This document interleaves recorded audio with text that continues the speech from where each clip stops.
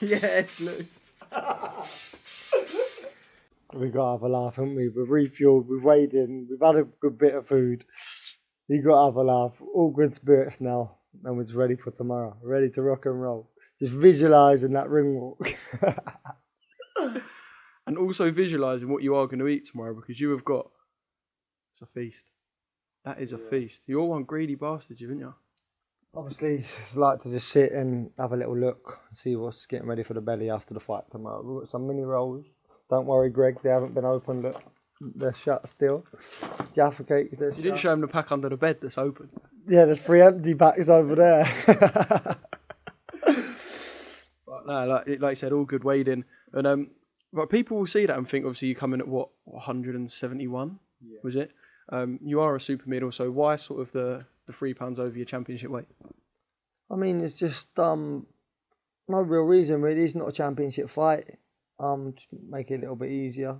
Could have done championship weight, but Luke Braakley couldn't. So we just had a little agreement with the weight, and yeah, it means I can stay a little bit more fueled, and that's it. It's only a kilo.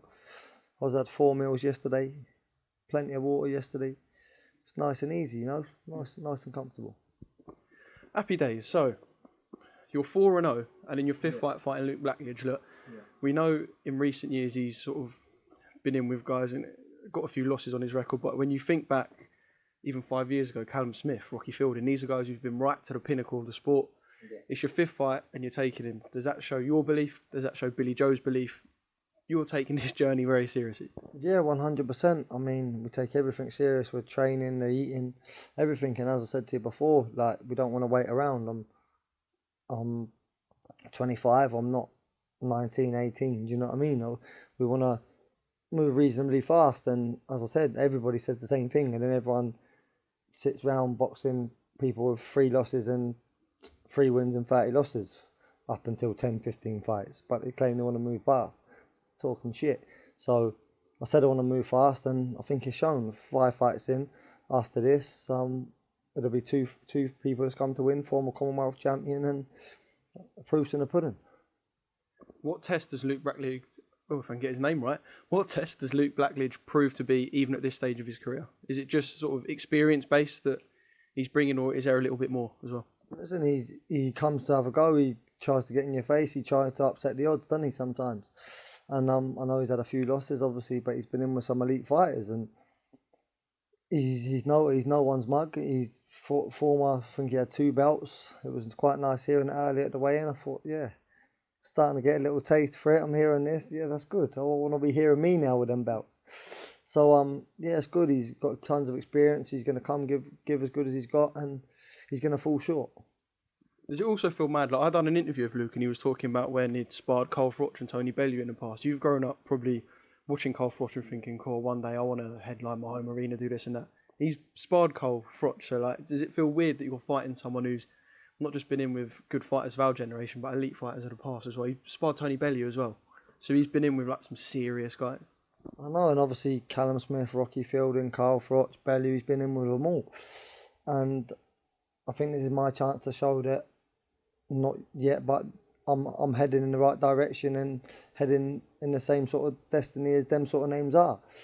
So it's I'm looking forward to it. I'm looking forward to putting on a show and making a big statement. And I know this will mean a lot to you. You are the South Coast, well, Southampton, should I say? You're Southampton's made man now, surely. I remember at your debut you had loads of Saints fans there. Obviously, you were the float, and that was a bit of an awkward one, wasn't it? Yeah, all going wild. You're the main man now, though, aren't you, in Southampton? Yeah, there's obviously there's a few other pros in the city, but none that's been active, and none that's taken tests. But yeah, that's where we like to think anyway. Obviously, there's some good fighters, good other pros in the city, but they haven't been active, and I'd like to see them in some tests. Well, if you get past this, we've just been looking, actually, obviously the circular come out yesterday. Charlie Schofield and Mickey Ellison will fight for the English. I'm not speaking out of line here. You've just dropped Billy Joe a message. I know we spoke about other names, perhaps more notable names, but I don't know if you've got your eye on those guys. You're not overlooking Luke, I don't need to say that, but have you got your eyes on that first English title? Listen, we've obviously tomorrow's the job in front of us, and we need to get that done first, you know, but at the same time, I look at the likes of Charlie Schofield and Mickey Ellison, and I don't believe they're in my league. You got Charlie Schofield, decent little boxer, couldn't knock the skin off a rice pudding. No disrespect, just stating facts.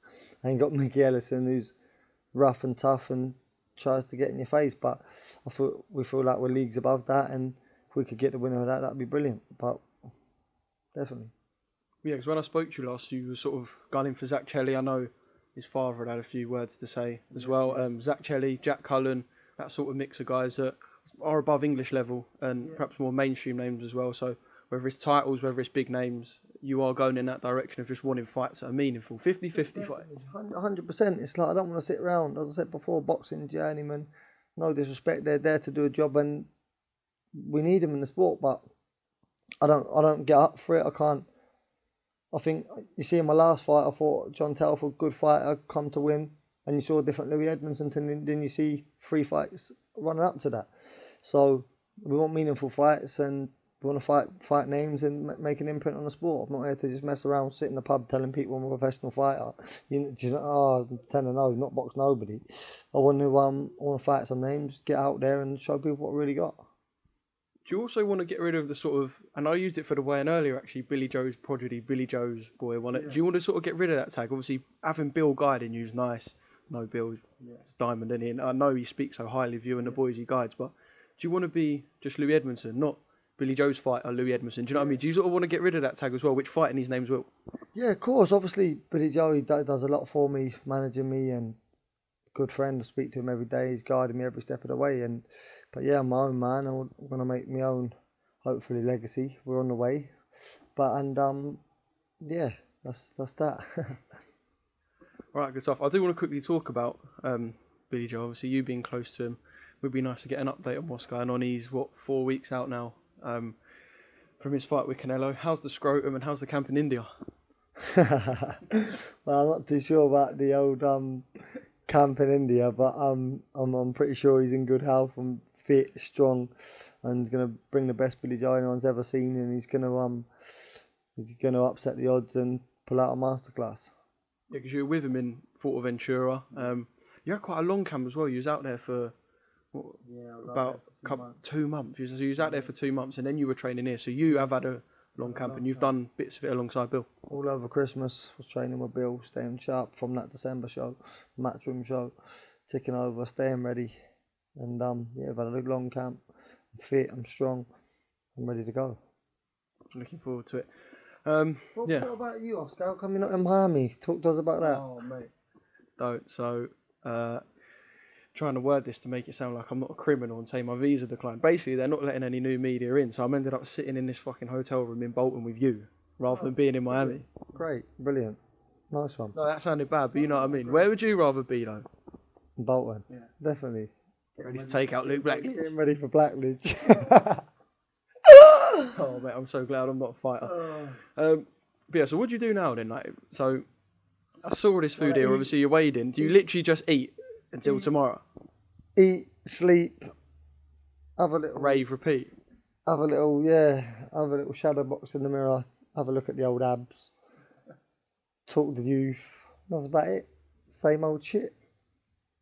Don't sound very fun, but yeah. Anything else you'd like to add at the end? Perhaps any names you'd like to call out? Like last time, obviously, it's all good me asking you, and you know, sometimes my job is to put people not under pressure, but say to them, who do you want to call out, who do you want to fight? Have you got anyone that sort of you're pinpointing, anyone you'd like to sort of perhaps send a message to be wary of yourself? Well, they're fighting for the English, so I'd love to get in there with any of them, get in there with a winner, no problem. And obviously, we're moving forward. Listen, any of the names that won it really, any of the domestic super middleweights, there's a good few out there. Let's get it on. Let's stop messing around. Let's get it on. Have you still got the beef, not beef, but do you still have that sort of feeling towards Zach Chelly? Because I think before you were saying, perhaps more because of the things his dad had to say, you were saying that's sort of reasoning as to why you wanted to take his head off. Yeah, like I think, we exchanged a few words, and there's no problem. We can get it on any time.